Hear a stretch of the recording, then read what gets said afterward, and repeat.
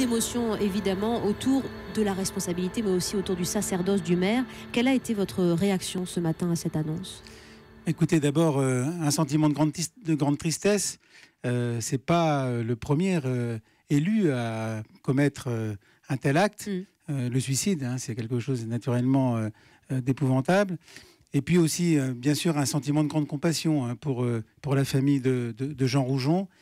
C'était quelqu'un qui était, moi je ne le connaissais pas personnellement, mais c'est quelqu'un qui était très implanté dans sa commune, dans son département. Il a été aussi siégé au Conseil général. Donc voilà, donc un sentiment vraiment de grande compassion.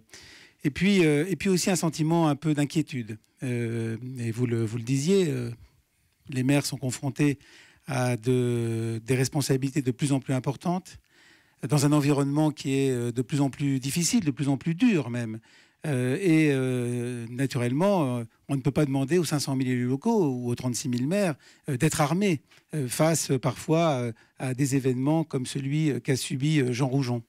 On ne jettera l'opprobre sur personne, évidemment, Philippe Laurent. Cette histoire est particulière et il va y avoir une enquête autour de ce qui s'est passé dans cette ville. Simplement, son successeur savait que la ville souffrait un peu financièrement. Mais il a fallu attendre un audit pour comprendre le poids de la dette, c'est-à-dire 13 millions d'euros. J'en parlais. C'est 2 500 € de dette à rembourser par habitant, 5 000 habitants. Il y a eu 20 emprunts différents. C'est-à-dire qu'aucun des créanciers n'était probablement au courant de l'autre. Des emprunts toxiques avec des taux variables souvent.